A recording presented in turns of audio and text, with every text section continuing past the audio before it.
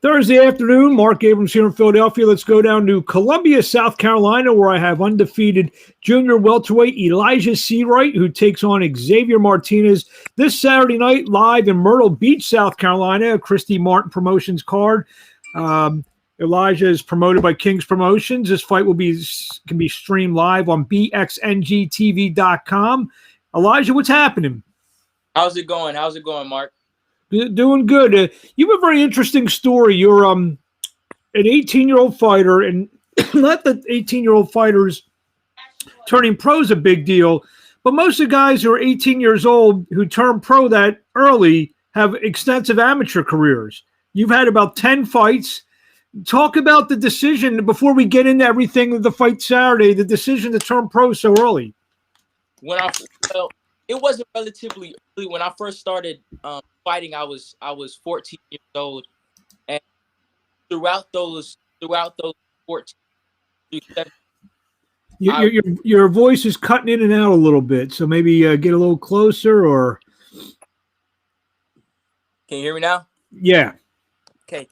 Throughout 14 through 17, when I was going to fights and out the nine fights, there was a military base called Fort Jackson Military Base. So I would go up there and they would call them smokers. They're like not necessarily amateur fights, but you go up there and you fight some guys that are in the military. So I did 13 of those in between me fighting 10 times. So throughout that, I was getting a good bit of work in, going to different gyms to spar, and get some good work in. So once I graduated high school, I was either going to go straight into college and wait for boxing, or go straight into turning professional. And I just went ahead and turned professional since I was 18, relatively young, so I can build my way up. So that's all I'm doing right now, building my record up, and then ready to get right. Being 18, also, like I said, with the brief amateur career, you have the ability to take it slow. You don't have to jump in there, almost like an extension of your amateur careers. Is that the way you kind of look at it a little bit? That is how I look at it. That's how I look at it. I have a lot of time being professional, so just building that record up and getting seen by a lot of other people, motivating people, and having people look up to me while I'm boxing and even outside the ring. Speaking of being seen, obviously you're now signed to pretty good promoter, top promoter, King's Promotions, and Marshall, who's a real boxing guy, signed you after I believe seeing you in some sparring sessions with some good fighters. To talk about that. Yes, so he had us come out to Pennsylvania, and he wanted to see how I was working. There were some sparring videos, but he wanted to see it in person. And the first time we sparred, I sparred this Puerto Rican kid. Correct me if I'm wrong. I forgot his name, but he had over 40 amateur fights, and he was getting ready to turn pro. He was a great fighter, beautiful fighter. And I sparred with him, and then I sparred with another guy. I forgot his name. He had about 15 professional fights. And then the next day, I sparred one other guy that did bare knuckle boxing. And that last day, he was impressed with me.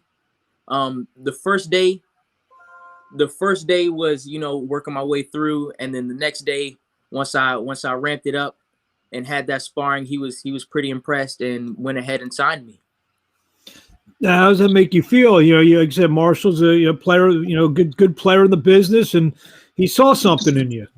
It feels great, man. I'm blessed. I've put countless hours of work, training, eating right. There is not a time where I'm not in the gym. I call the boxing gym my second home, because I'm always in there working and looking at videos and striving to be one of the top fighters. So now you turn pro. You in your first fight, you get a third round knockout over a fighter named Roderick Gilkey. Last fight, Malik Ray, knock him out in the first round in 1 minute. And, so far, so good. From what I understand, I haven't seen either of your fights yet, but from what I understand, you have kind of like a different type of style in there. Yeah. Once I adapt to my fighter, fill him out for about the first 30, 45 seconds, I adapt depending on how they move, depending on how they punch, and especially if they have footage on them, like Xavier Martinez. He has one of his professional fights on YouTube, and I've been looking at that and kind of getting the look of how he fights.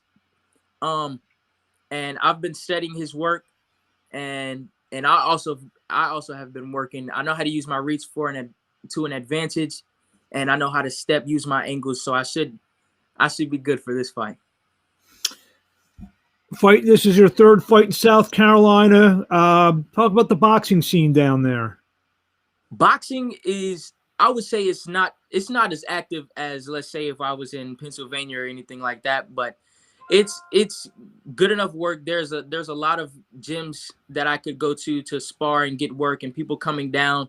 Not too long ago, I would say about 2.5 weeks ago, there was some people from Virginia that came down, and we all met up at one gym, and we got some beautiful work in, some great technical sparring and great intense sparring. And I feel like it got me ready for this fight coming up. But there is good competition here, but ready to get the show on the road. You sure you're just 18? You seem a little wise beyond your years here. I'm definitely 18. I turned 19 in July. Have you heard that before, that you present yourself as, I guess, an older gentleman, I guess, or no? Yes, sir. I definitely have. And I try to speak and to use my words. And there have been a lot of times where I've spoken in front of many people, in front of my school, outside of school in Kentucky, Washington, D.C., talking to senators.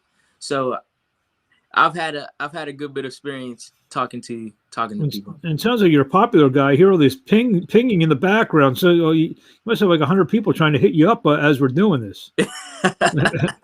No, it's our camera.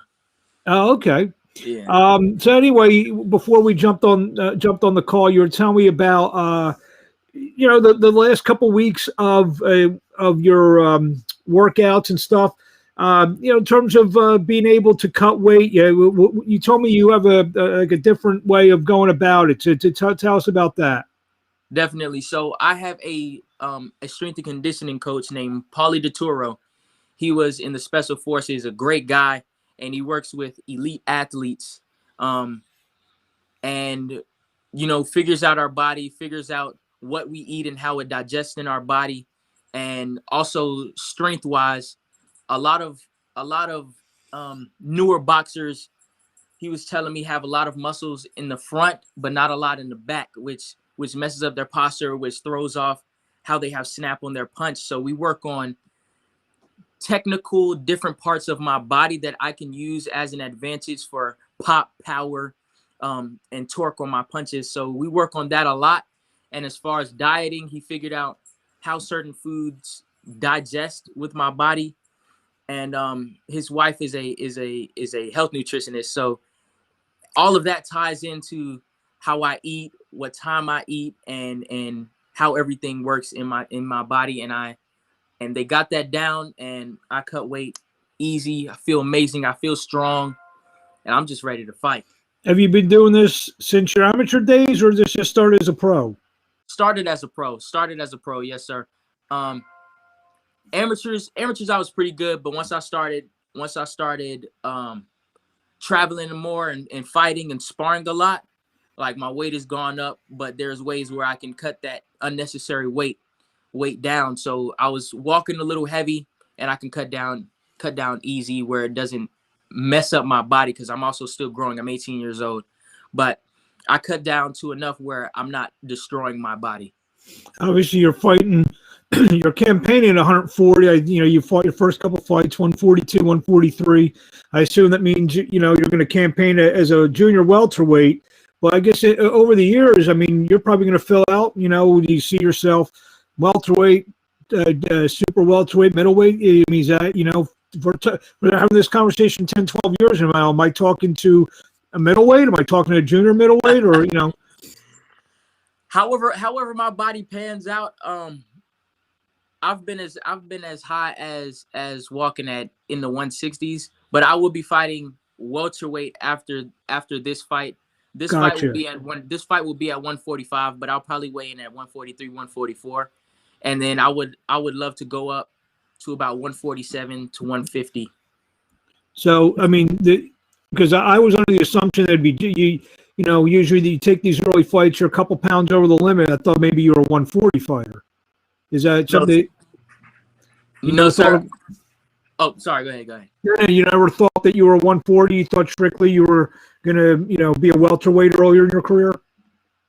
140 would be pushing the limit of cutting weight, which is too dangerous for my body. I wouldn't be 100% by the time I fight.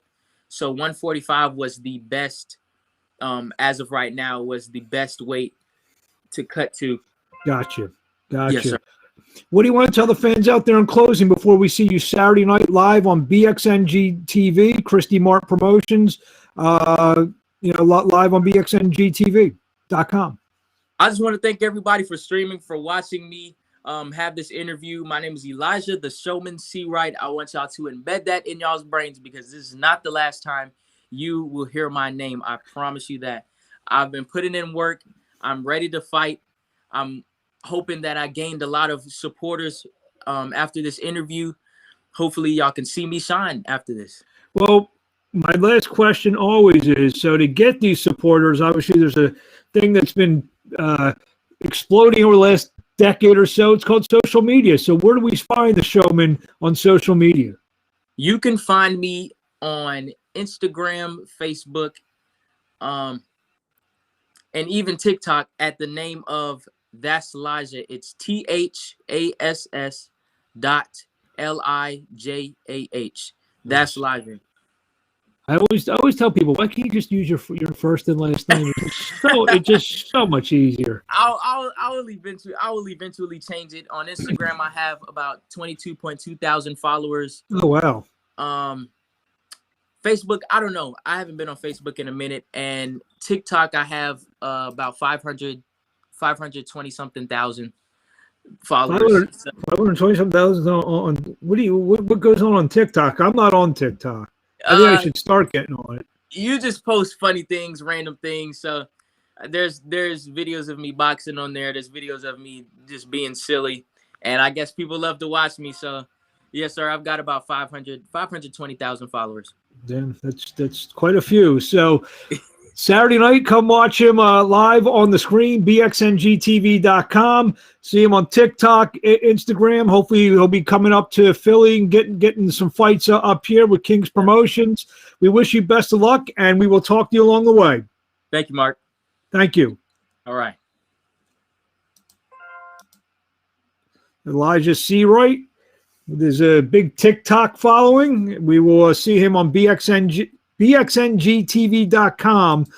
I don't have the followers that he has, but here's where you can follow me on Twitter at @MAbramsBoxing. There's the YouTube, Mark Abrams Boxing on Instagram, Mark.Abrams2 on Facebook, and my two big websites, 15rounds.com and Abrams Boxing. I'll be back in an hour talking with lightweight who just fought on Showbox, who will be fighting on the same card on bxngtv.com, Jeremy Hill. So tune in then, and we'll